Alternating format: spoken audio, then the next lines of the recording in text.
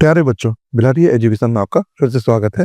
आज हम आपके लिए फिर से लेकर आए हैं कक्षा 10 यानी कि क्लास 10 के पूर्व के यानी प्रीवियस ईयर के क्वेश्चंस, गणित के क्वेश्चंस पेपर के हल, यानी कि previous year questions paper solution.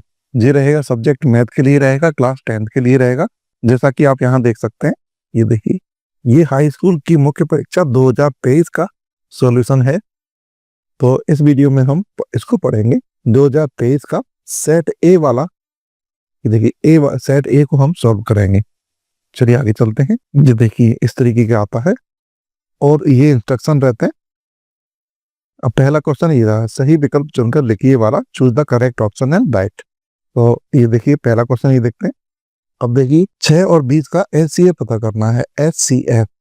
तो हम ध्यान दें, एक शॉर्टकट तरीका अपनाएंगे, इससे ऑप्शन से ही हम इस क्वेश्चन को सोल्व करेंगे। तो एचसीएफ, ये देखिए एचसीएफ वह संख्या होती है, दो संख्याओं का एचसीएफ वह बड़ी से बड़ी संख्या होती है जो दोनों को विभाजित कर दे, यानी कि दोनों नंबर्स को डिवाइड कर दे। यानी जिन संख्याओं का हमें एचसीएफ निकालना है, तो एचसीएफ वाली संख्या इन दोनों को पूर्णतः डिवाइड कर देगी, विभाजित कर देगी, वही इसका उत्तर होगा। अब देखिए यहाँ पे एचसीएफ निकालना है, इसका मतलब ये सारे ऑप्शन एचसीएफ हैं। ये देखिए ये भी एचसीएफ है, ये भी एचसीएफ है, ये भी एचसीएफ है और ये भी एचसीएफ है। तो हमें एक एक करके ये ऑप्शन से देखना है कि कौन सा ऑप्शन इन दोनों संख्याओं को डिवाइड कर रहा है, यानी विभाजित कर रहा है। आइए देखते हैं। जैसे ये देखिए 6 वाले ऑप्शन को चेक करेंगे। ये देखिए ये इन दोनों नंबर्स को देखा हमने कि किसको डिवाइड कर रहा है। तो और एक एक करके ऑप्शन से देखेंगे। तो यहाँ देखिए 6 1 जा 6, इसको काट दिया है, पर यहाँ देखिए इसको विभाजित नहीं कर रहा है। 6 पूर्णतः विभाजित नहीं कर रहा है, पूर्णतः यानी पूरे तरीके से डिवाइड नहीं कर रहा है। आइए दूसरे ऑप्शन को देखते हैं 20 से। ये देखिए ये दोनों से नंबर्स हो गए, इसको अब ऑप्शन बी से चेक करेंगे। इससे देखो ऑप्शन 20 और ऑप्शन 20 से दोनों को भाग देके देखेंगे, डिवीजन करके देखेंगे। तो देखते हैं ये तो कट गया, और ये देखिए ये वाले नंबर तो नहीं कर रहा है। ऐसे ही तीसरा ऑप्शन से देखेंगे, ऑप्शन सी से। तो देखिए 2 3 6 और ये 10। तो हम देखते हैं ऑप्शन 2 ने इन दोनों संख्याओं को पूर्णतः विभाजित कर दिया। तो यही हमारा उत्तर रहेगा। आइए इससे पहले हम इसको भी चेक कर लेते हैं, चौथे वाले ऑप्शन को। देखिए 120 से भी भाग देके देखते हैं दोनों से। तो ये देखिए यहाँ पे 1/6। तो हमने कहा पूर्णतः डिवाइड होना चाहिए, तो ये अपॉन में आ रही संख्या 1/20 1/6। तो हम देखते हैं इस 2 ने पूर्णतः दोनों संख्याओं को विभाजित कर दिया है, इसलिए option C is the right answer. ये आपको थोड़ा लेंदी लग रहा होगा, यानी ये विधि, पर जब आप प्रैक्टिस करेंगे तो बहुत अच्छे से आप जल्दी से जल्दी आंसर निकाल देंगे। यानी आपको प्रोसेस करने के लिए दिखाना पड़ा, पर यहाँ तुरंत ऑप्शन से हम अंदाजा लगा सकते हैं कौन सा इसका आंसर होगा। चलिए नेक्स्ट क्वेश्चन की ओर चलते हैं। त्रिघात बहुपद यानी क्यूबिक पॉलिनोमियल के कितने शून्यक होते हैं? यहाँ सही क्वेश्चन होना चाहिए था, मैक्सिमम कितने होते हैं, अधिकतम शून्यक कितने होते हैं। तो देखिए इस प्रकार का एक क्यूबिक पॉलिनोमियल रहता है, तो हम जानते हैं जितनी इसमें हाईएस्ट पावर रहती है, अधिकतम घात यानी डिग्री, यानी कि मैक्सिमम पावर, उसी को हम क्या कहें, उतने ही उसमें शून्यक होते हैं, मैक्सिमम शून्यक होते हैं। तो अधिकतम घात इसमें 3 है, इसका मतलब इसमें मैक्सिमम जो शून्यक हैं, जीरोस हैं, वो 3 होंगे। तो क्वेश्चन थोड़ा गलत लगा मुझे, यहाँ पूछना चाहिए त्रिघात बहुपद के कितने अधिकतम शून्यक होते हैं, है ना, मैक्सिमम कितने जीरोस होते हैं। चलिए आगे चलते हैं। समीकरण क्वेश्चन नंबर 3, ये देखिए 2 लीनियर पेयर दिए गए हैं, इसके अद्वितीय हल होने की शर्त, यानी कि यूनिक सॉल्यूशन होने की कंडीशन। तो आइए इसको आप चार्ट तैयार कर लेते हैं इसमें। तो यहाँ देखते हैं हम अद्वितीय हल, ये लिखा है, यानी कि यूनिक सॉल्यूशन के लिए जो कंडीशन होती है वो ये होती है। तो इस चार्ट को आपको अच्छे से याद रखना है, जिससे इस प्रकार के क्वेश्चन जरूर पूछे जाते हैं। तो आपको सिर्फ 3 कंडीशन याद रखनी है, जिस कंडीशन का जो क्वेश्चन पूछा है उसको इसमें याद करके आपको लगा देना है। तो इस चार्ट को आप अच्छे से याद रखें। तो इसमें देखिए यूनिक सॉल्यूशन के लिए option B is the right answer. चलिए नेक्स्ट क्वेश्चन देखते हैं। द्विघात बहु समीकरण का मानक रूप लिखना है, right the standard form of a quadratic equation. तो हम जानते हैं क्वाड्रेटिक इक्वेशन का जो मानक रूप है वो ये रहता है a x square b x plus c. यहाँ जहां यानी कि एक्स स्क्वायर का गुणांक 0 नहीं होता है, तो ये वाला गुणांक 0 नहीं होता है, ऐसा याद रखना है। ठीक है वे यार, तो ऐसे ये कंप्लीट होता है। आप इतने हिस्से को भी लिख सकते हैं।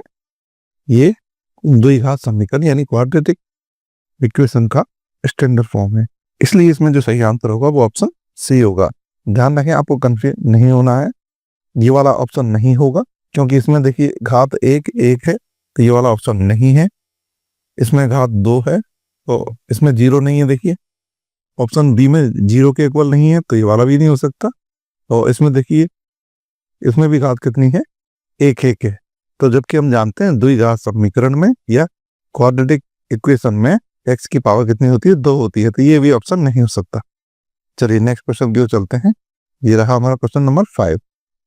तो देखते हैं ए इक्वल टू यहाँ प्रथम पद कितना दिया है, हमारा 3 दिया है, तो इसका डी सार्वंतर निकाल लेंगे। तो हम देखिए हम इन द्वितीय पद से सेकंड टर्म से फर्स्ट टर्म को नहीं घटाएंगे, क्योंकि यहाँ थोड़ा दोनों माइनस है। तो क्या सरल पड़ेगा हमारे लिए, हम ये देखिए तीसरे पद में से दूसरा पद सब्ट्रैक्ट कर देंगे। तो तीसरा पद ये रहा और दूसरा ये सब्ट्रैक्ट कर दिया, घटा दिया है। तो हम कैसे भी सार्वंतर निकाल सकते हैं, चाहे तीसरे पद में से दूसरा पद घटाएं या दूसरे से पहला पद घटाएं या सब्ट्रैक्ट करें। तो देखिए डी, तो यहाँ पर देखिए माइनस माइनस क्या हो जाएगा, प्लस हो जाएगा। तो 2 + 1/2 हो गया, इसको बोलते हैं ढाई, यानी कि 5 का आधा यानी 5/2। इसको आप एलसीएम लेके भी कर सकते थे। तो इस प्रकार हमें ए और डी मिल गए हैं। ये देखिए ये हमारा ए आ गया है और ये हमारा डी आ गया है। तो देखिए जैसा कि पूछा गया है 11वां पद 11 टर्म पूछा है, तो एन टर्म का फॉर्मूला हम लगा देंगे। तो ये होता है फर्स्ट टर्म, तो इसमें वैल्यू रखते जाएंगे। देखिए फर्स्ट टर्म कितना है अपना, ये -3 है, ये देखिए इसमें दिया गया है। फिर एन कौन सा पद निकालना है, हमें 11 पद निकालना है। डी कितना है, देखिए ये रहा 5/2। तो ऐसे अगले स्टेप देखेंगे, ये एच डी रहेगा, 11 में से 1 गया तो कितना बचेगा 10, ये एच डी रहेगा। अब देखिए 2 2 2 5 10, यानी 2 पंजे 10। तो अब देखते हैं हम ये एज इट इज, और यहाँ पे 5 बचेगा और यहाँ पे भी देखिए ये वाला 5 बचा है। नेक्स्ट स्टेप में देखते हैं कि देखिए 5 5 से 25 यानी 25 आ गया, और इसको जब सब्ट्रैक्ट करेंगे तो हमारा 22 आ जाएगा, जो कि ऑप्शन बी में दिया गया है। चलिए नेक्स्ट क्वेश्चन की ओर चलते हैं। शंकु की तिर्यक ऊंचाई का सूत्र लिखना है, यानी कोन का हमें स्लैंट हाइट लिखना है, स्लैंट हाइट ऑफ अ कोन। तो आइए हम पहले देखते हैं शंकु इस प्रकार का होता है। यहाँ हम देख रहे हैं ये स्लैंट हाइट होती है, यानी ढाल वाली हाइट। ठीक है, इसे बोलते हैं तिर्यक ऊंचाई। और ये है हमारा आर, और ये है हमारा एच, परपेंडिकुलर हाइट यानी कि लंबवत ऊंचाई। तो जैसा कि हम देख रहे हैं ये 90 डिग्री का है, समकोण त्रिभुज बन गया है। तो इसे हम कर्ण के नाम से जानते हैं, इसे बोलेंगे लंब या परपेंडिकुलर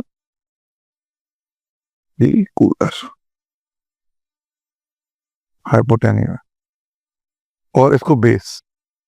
तो पाइथागोरस थ्योरम अगर इसमें हम लगाएंगे तो देखिए इस प्रकार का ये पाइथागोरस प्रमेय से आ जाएगा।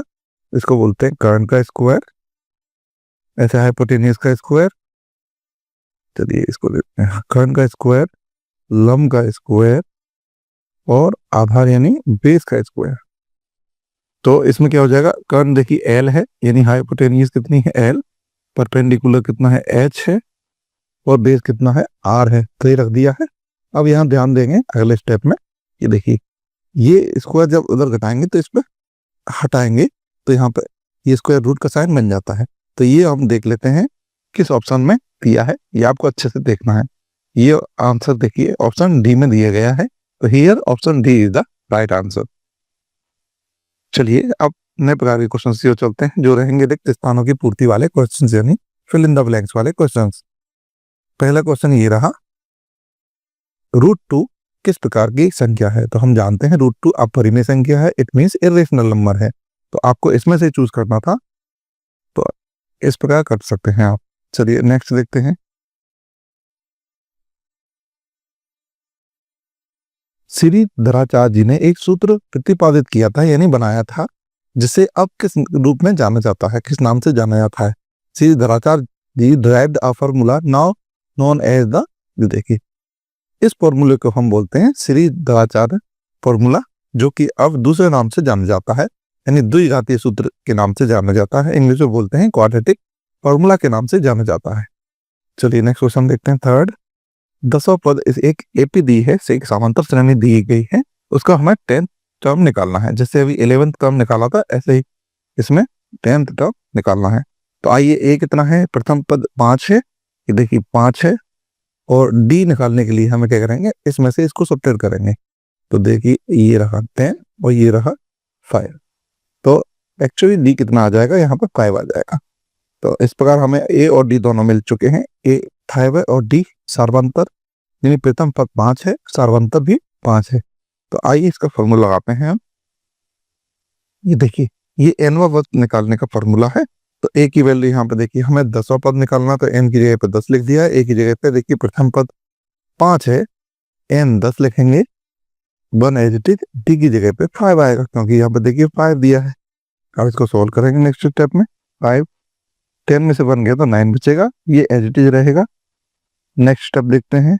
ये देखिए 5 एज इट इज रहेगा, 9 पंजे 45 आ जाएगा, 9 5 जब 45, और इसको जब ऐड करेंगे तो यहाँ आ जाएगा 50। तो इस प्रकार हम फिल इन द ब्लैंक्स में 50 भर देंगे, यानी 10वां पद कितना आ जाएगा हमारा? 10 था, 50 आ जाएगा। चलिए नेक्स्ट क्वेश्चन देखते हैं। सभी डेड डैश त्रिभुज किस प्रकार के त्रिभुज समरूप होते हैं, यानी सिमिलर होते हैं? किस what type of triangle are similar?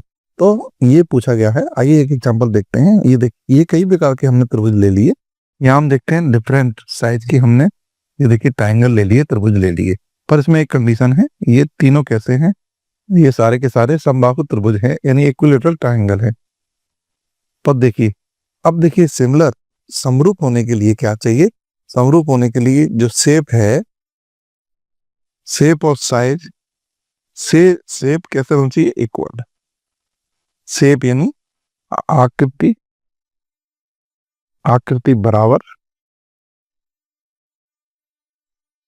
आकृति बराबर होनी चाहिए, और साइज, आकार डिफरेंट, आकार अलग अलग। शेप एंड साइज ये डिफरेंट होनी चाहिए। तो जब सभी की बात हो रही होगी, सभी ट्रायंगल्स की, तो उसमें बड़े छोटे होने की संभावना है। तो ये कंडीशन होती है। तो शेप तो सेम है, सभी ट्रायंगल देखिए त्रिभुज है, सभी क्या है? त्रिभुज है ना। दूसरा साइज डिफरेंट है, तो ये आता है सिमिलरिटी में, यानी कि समरूपता के अंतर्गत आता है। तो हम यहाँ पर भर देंगे सभी समबाहु त्रिभुज कैसे होते हैं? समरूप होते हैं, यानी कि सारे के सारे इक्विलेटरल ट्रायंगल होते हैं, वो सिमिलरिटी के अंदर आते हैं, यानी कॉन्ग्रुएंसी, यानी कि सर्वांग समता के अंतर्गत नहीं आते। इसलिए ये डिफरेंस करके बताया है आप। तो इसमें जो आंसर लगाएंगे वो समबाहु लगाएंगे। चलिए नेक्स्ट देखते हैं। किसी बिंदु की एक्स अक्ष से दूरी डेड डैश कहलाती है। तो आइए आपको ये बताते हैं। अब मैंने एक ग्राफ लिया है यहाँ पे, अगर मैं इस बी बिंदु को निकालेंगे यहाँ पे, तो देखिए क्या निकलेगा, मैं आपको बताता हूँ। यहाँ से यहाँ तक की दूरी हमें दिख रही है, यहाँ से यहाँ तक की दूरी 4 है, और यहाँ से यहाँ तक की दूरी 3 है। तो यहाँ से यहाँ तक की दूरी 3 हो जाएगी, और यहाँ से यहाँ तक की दूरी 4 हो जाएगी, क्योंकि ये रेक्टेंगल बन रहा है। तो जब भी हम बिंदु बनाते हैं, तो ये देखिए ये यहाँ पे आएगा 4, और ये वैल्यू आएगी यहाँ पे। तो एक्स अक्ष ये रहा, देखिए एक्स अक्ष, एक्सिस। तो इससे इस पॉइंट बी की डिस्टेंस पूछ रहे हैं, तो हम जानते हैं ये रहा आंसर 3, तो ये है। तो इसको हम बोलते हैं कोटि, यानी कि ऑर्डिनेट। जो y निर्देशांक रहता है उसको हम बोलते हैं कोटि या ऑर्डिनेट। तो इसमें जो ऑप्शन दिया है, तो एक्स अक्ष से दूरी ये वाली होती है, देखिए ये हम देख रहे हैं, एक्स अक्ष से इस पॉइंट की डिस्टेंस कितनी है, ये है, और ये कहाँ पे आ रहा है? y निर्देशांक की जगह पे आ रहा है, तो इसे हम कोटि या ऑर्डिनेट बोलते हैं। तो इसमें हम भर देंगे कोटि, और इंग्लिश में भर देंगे ऑर्डिनेट। तो इसमें हम इस प्रकार आंसर लगा देंगे। चलिए नेक्स्ट क्वेश्चन की चलते हैं। एक निश्चित घटना की प्रायिकता डेड डैश होती है, the probability of a sure event is, हम जानते हैं 1 होती है। उस घटना को जिसका घटना घटित होना निश्चित है की प्रायिकता 1 होती है, ऐसी घटना को एक निश्चित या निर्धारित सर्टेन घटना बोलते हैं। The probability of an event which is sure और सर्टेन टू ओकर is 1। Such an event is called a sure event और a certain event। तो हाँ, इसकी प्रायिकता जो होती है वो 1 होती है, इससे आसानी से हम भर सकते हैं। चलिए नेक्स्ट देखते हैं सही जोड़ी मिलाने वाले क्वेश्चंस। ये रहे इनकी सही जोड़ी मिलाना है। तो देखिए इसका आंसर हमेशा 1 रहता है। यहां देखता है यहाँ सिमिलर होना चाहिए, इसका आंसर 1 है, जो कि हम किससे मिलाएंगे, ऑप्शन डी से मिलाएंगे। तो ये रहा, तो ये हो जाएगा इसका पहला। दूसरा देखिए, जब ये पूरा कोणा वाला ये फॉर्मूले हैं, इनको कन्वर्ट कैसे करते हैं, पेन होता है कन्वर्ट कोट में, और ये हट के ये ए यहाँ पे आ जाएगा। तो इस प्रकार ये कन्वर्ट हो गया है। तो सेकंड को हम जो मिलाएंगे वो ऑप्शन जी से मिलाएंगे, ये रहा। थर्ड देखते हैं, इसको देखें, अगर 9 हम कॉमन ले लें तो सेक स्क्वायर माइनस ए और फिर 10 स्क्वायर ए ये बचेगा, और 9 और इसकी वैल्यू 1 होती है, तो जो आंसर आएगा वो 9 आएगा। तो इसे हम मिलाएंगे एफ से, ये देखिए एफ से मिला देंगे इसको, तो ये देखिए ये आ जाएगा 9। अब देखते हैं फोर्थ वाला। तो इन दो बिंदुओं के बीच की दूरी, तो जब इसकी बीच की दूरी निकालेंगे, जैसे आपको इसका निकाल कर दिखाते हैं, ये देखिए, तो आ जाएगा 3 - 0 का स्क्वायर और 0 - 4 का स्क्वायर। तो 3 का स्क्वायर है 9, 4 का स्क्वायर 16, तो 25, और 25 का कितना आ जाएगा 5। तो इस प्रकार इसका फोर्थ वाले का जो आंसर आएगा वो आएगा ए से मिलाएंगे, तो ये आ जाएगा 5। अब देखिए पत्र देखते हैं घनाभ का आयतन, यानी कि देखिए घनाभ का आयतन होता है ए बी सी, लंबाई गुणा चौड़ाई गुणा ऊंचाई। अगला देखते हैं 6 वर्ग का क्षेत्रफल। तो वर्ग का क्षेत्रफल देखिए ए स्क्वायर होता है, जो स्क्वायर है ना, ये इसका क्षेत्रफल होता है साइड का स्क्वायर। अगर एक भुजा ए है तो इसका फॉर्मूला होता है साइड का स्क्वायर, यानी कि ए स्क्वायर आ जाएगा। तो ये हो जाएगा हमारा, ये आंसर हो जाएगा। चलिए नेक्स्ट क्वेश्चन की ओर चलते हैं। ये देखिए अब रहेंगे एक शब्द या एक वाक्य में उत्तर देने वाले क्वेश्चंस। आइए पहला क्वेश्चन देखते हैं। द्विघात समीकरण ये इस प्रकार का रहता है, उसके लिए विभक्तिकर का सूत्र क्या है, यानी विभक्तिकरण डिस्क्रिमिनेंट का सूत्र क्या है, फॉर्मूला क्या है। तो ये होता है, इसे डी के नाम से भी जानते हैं, डी बराबर बी स्क्वायर माइनस 4ac के नाम से भी जानते हैं। चलिए नेक्स्ट क्वेश्चन देखते हैं। किसी एपी का n पदों का योग ज्ञात करने के लिए सूत्र रहिए। Write the formula to find the sum of the first n term of an AP. तो इसका जो फॉर्मूला होता है 3 तरीके के रहते हैं। तो ये देखिए एस एन के नाम से जानते हैं, तो ये भी एक फॉर्मूला। दूसरा आप ऐसे लिख सकते हैं, ये याद नहीं होता है तो एक ये रह सकता है, जहां एल का मतलब है अंतिम पद यानी कि लास्ट टर्म। तो इस प्रकार भी लिख सकते हैं, ये हो गया सम का। और तीसरा तरीका एक और है, इसे इस प्रकार भी लिख सकते हैं, यानी अंतिम पद को हम क्या लिख देंगे, ए एन के रूप में भी लिख सकते हैं। तो तीनों में से आपको जो याद रहेगा वो आपको लिखना है। और चलिए नेक्स्ट देखते हैं। उन्नयन कोण की परिभाषा लिख दी। Write the definition of the angle of elevation. तो ये देखिए ये डेफिनेशन हो गई है, ये रहा। आइए डायग्राम के माध्यम से समझते हैं।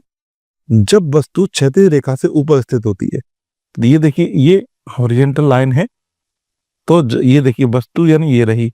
तो जब वस्तु क्षैतिज लाइन से ऊपर होती है तो क्षैतिज रेखा, तो देखिए इस वाली लाइन और ये वाली लाइन, इन दोनों के बीच में जो एंगल बनता है ये बनाया थी।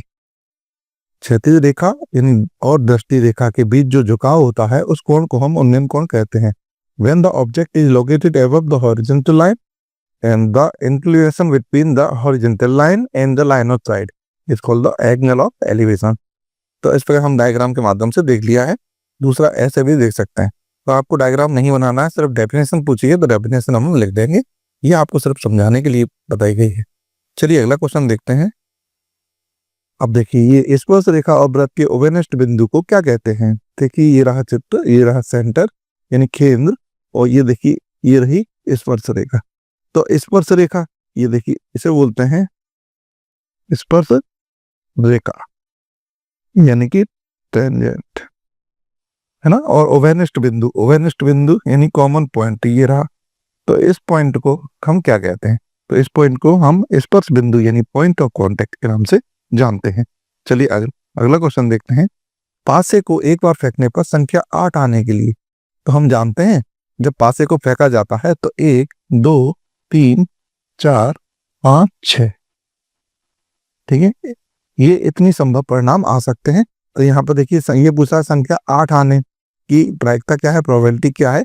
तो देखिए संख्या 8 आने की, संख्या 8 यानी नंबर 8 आने की जो प्रोबेबिलिटी है वो कितनी हो जाएगी? देखिए टोटल परिणाम हमारे 6 हो जाएंगे, पर जो 8 लाने के लिए है ऐसा पॉसिबल नहीं है, तो 0 हो जाएगा। और 6 से 0 में भाग जाएगा तो 0 आ जाएगा, यानी 8 आने की प्रोबेबिलिटी यानी प्रायिकता 0 होगी। क्योंकि देखिए कुल संभव परिणाम में 6 ही परिणाम है, 1 2 3 4 5 6। तो यहाँ पे हम देखते हैं कि 8 आने के कोई चांस नहीं है, तो इसलिए इसकी प्रोबेबिलिटी यानी कि प्रायिकता क्या होगी? 0 होगी। चलिए नेक्स्ट देखते हैं। वर्ग यानी कि देखिए ये क्लास इंटरवल है, इस वर्ग चिन्ह इसका निकालना है हमें। तो देखिए वर्ग चिन्ह का ये फॉर्मूला होता है, इसे बोलते हैं हम उच्च सीमा और इसे बोलते हैं हम, ये देखिए, निम्न सीमा। तो इसका फॉर्मूला होता है दोनों सीमाओं को जोड़ के उसका आधा कर देंगे। तो देखिए वर्ग की उच्च सीमा कितनी है? 40, और निम्न सीमा कितनी है? 20, और अपॉन 2 यानी 60/2 यानी कि कितना आ जाएगा? 30। तो इसका आंसर हो जाएगा हमारा 30। तो इसे आप याद कर सकते हैं। ये ऐसा का ऐसा देखिए लैंग्वेज के फॉर्म में भी पूछा जाता है, वर्ग चिन्ह यानी क्लास मार्क के नाम से। चलिए नेक्स्ट देखते हैं ट्रू फॉल्स वाले क्वेश्चन। ये question number 5, right the true falls in the following. आप देखिए दो समरूप त्रिभुजों के क्षेत्रफल का जो अनुपात होता है, रेशियो होता है, उनकी संगत भुजाओं के अनुपात के बराबर होता है क्या? The ratio of an area of two similar triangle. यहाँ कंडीशन है कैसे ट्रायंगल है? सिमिलर की बात हो रही है, समरूप त्रिभुजों की बात हो रही है। तो आइए इसको चित्र के माध्यम से समझाते हैं, इस पे बहुत क्वेश्चन आते हैं। ये देखिए मैंने एक त्रिभुज ले लिया ABC और दूसरा त्रिभुज ले लिया हमने PQR। तो एक थ्योरम होती है, देखिए यहाँ पर ये तो त्रिभुज के क्षेत्रफलों का अनुपात देखो AR मतलब एरिया। तो त्रिभुज के क्षेत्रफलों का अनुपात उनकी संगत भुजाओं के वर्गों के अनुपात के बराबर होता है। ध्यान रखिए, देखिए संगत भुजा का मतलब ये वाली भुजा तो ये वाली भुजा, ठीक है, इसकी बात हो रही है तो इसकी बात, और इसकी बात हो रही है तो इसकी बात होगी, इसकी बात हो रही है तो इसकी बात हो रही है। तो ये होती है संगत भुजाएं, करस्पॉन्डिंग साइड्स। तो करस्पॉन्डिंग साइड के देखिए स्क्वायर लगा है, तो अनुपात तो है करस्पॉन्डिंग साइड के वर्गों के अनुपात होते हैं। इसमें लिखा है भुजाओं के अनुपात यानी रेशियो ऑफ करस्पॉन्डिंग साइड लिखा है, स्क्वायर की बात नहीं की गई है। अगर यहाँ पे स्क्वायर लिख देते तो ये कथन क्या हो जाता? सही हो जाता। तो यहाँ पे जो दो सिमिलर ट्रायंगल हैं ये यानी समरूप त्रिभुज हैं, तो उनकी संगत भुजाओं के वर्गों का अनुपात होता है, यानी उनकी जो साइड्स हैं साइड के स्क्वायर का रेशियो होता है। तो यहाँ ये लैंग्वेज नहीं दी गई है, इसलिए ये कथन क्या है? स्टेटमेंट असत्य है। आप इस चीज को याद रखें, अच्छे से याद रखें, इस पर बहुत क्वेश्चन बनते हैं और ये स्टेटमेंट के ऊपर भी आपने देखा क्वेश्चन आता है। तो इस स्टेटमेंट को आपको अच्छे से याद रखना है, बहुत क्वेश्चन आते हैं इस पे। चलिए क्वेश्चन नंबर तो और देखते हैं। आइए इसको समझने के लिए चित्र बना लेते हैं। अब ये कह रहे हैं दृष्टि रेखा प्रेक्षक की आंख को उस वस्तु से मिलाने वाली लाइन को कहते हैं। तो ये देखिए ये रही दृष्टि रेखा, ये रही हमारी वस्तु यानी कि पतंग यानी कि काइट। तो ये कह रहे हैं ये देखिए ये बच्ची है, इसकी आंख ये है। तो दृष्टि रेखा क्या होती है? यानी लाइन ऑफ साइट। देखिए लाइन ऑफ साइट क्या होती है? तो दृष्टि रेखा प्रेक्षक जो देख रहा है, ये बच्ची देख रही है, उसकी आंख को, इसकी आंख को वस्तु से मिलाने वाली लाइन होती है ये। तो जी हाँ बिल्कुल यही होती है, इसलिए ये कथन क्या हो जाएगा? सत्य यानी ट्रू हो जाएगा। चलिए नेक्स्ट क्वेश्चन देखते हैं। स्पर्श रेखा ही छेदक रेखा है। वो कह रहे हैं a tangent is the second, यानी दोनों चीजें एक होती है। आइए हम देख लेते हैं, ये सेंटर बना लिया किन। अब देखिए ये रही, इसको बोलते हैं हम स्पर्श रेखा। ये हो गई हमारी टेंजेंट, इट मींस स्पर्श रेखा, ठीक है। अब देखिए यहाँ पे हम छेदक रेखा देखते हैं, ये केंद्र बना लिया। अब छेदक रेखा दो बिंदुओं पे काटती है, तो ये हमारी सेकंड है। ये सेकेंड है, इट मीन्स छेदक रेखा है। तो यहाँ देख रहे हैं हम दोनों चीजें एक नहीं है, इसलिए ये क्या है कथन असत्य यानी कि फॉल्स है। चलिए नेक्स्ट क्वेश्चन देखते हैं। दो बिंदु दिए गए हैं, इनकी दूरी निकालना है। तो देखिए इसके दूरी का फॉर्मूला हम जानते हैं, तो इसको हम मान लेंगे x1, इसको मान लेंगे हम y1, और इसको मान लेंगे x2, इसको मान लेंगे y2। तो हम जानते हैं फॉर्मूले में इसको इससे सब्ट्रैक्ट करते हैं, इसको इससे करते हैं, तो इस फॉर्मूले में हम रखेंगे। देखिए तो यहाँ पर 0-7 आ गया। देखिए ये x2 की वैल्यू, ये x1 की वैल्यू, ये y2 की वैल्यू, ये y1 की वैल्यू। आगे इसको सोल्व करेंगे तो देखिए यहाँ 0 हट गया तो ये आ गया। फिर 7 का स्क्वायर, देखिए माइनस नहीं बचेगा, ये आपको ध्यान देना है, यहाँ पर माइनस नहीं बचेगा। तो 7 का स्क्वायर 49 और 1 का स्क्वायर 1। तो इसको जब 50 करेंगे, फिर देखिए अब यहाँ पे इसको 50 को तोड़ेंगे 50 को, तो ये पेयर बन जाएगा। तो जब भी पेयर, जिस नंबर का पेयर बन जाता है वो यानी जोड़ा बन जाता है, उसमें से एक नंबर बाहर ले लेते हैं। तो ये देखिए 5 यहाँ पे बाहर आ गया। तो हम देखते हैं इन दोनों के जो बीच की दूरी थी, इन दोनों बिंदुओं के बीच की यानी इन पॉइंट्स की जो डिस्टेंस थी बीच की, वो 5√2 ही आई है। इसलिए ये कथन क्या है, सत्य है, ट्रू है। सेकंड क्वेश्चन देखते हैं।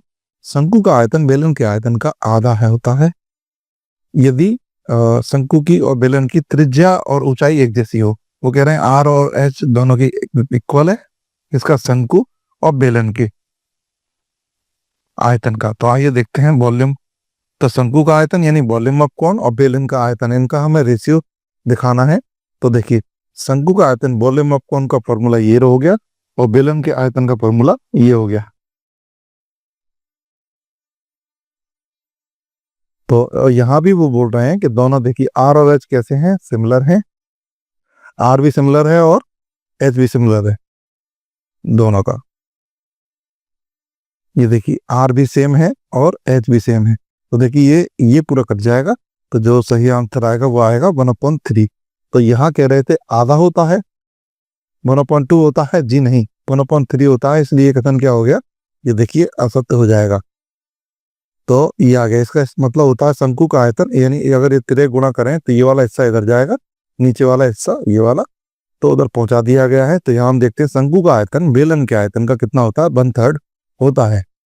तो देखिए ये कथन क्या हो गया है, असत्य हो गया है। चलिए नेक्स्ट क्वेश्चन की ओर चलते हैं। Thanks for watching and like share and subscribe my YouTube channel. आशा करते हैं आपके लिए सामग्री बहुत उपयोगी साबित होगी। Thanks for watching again.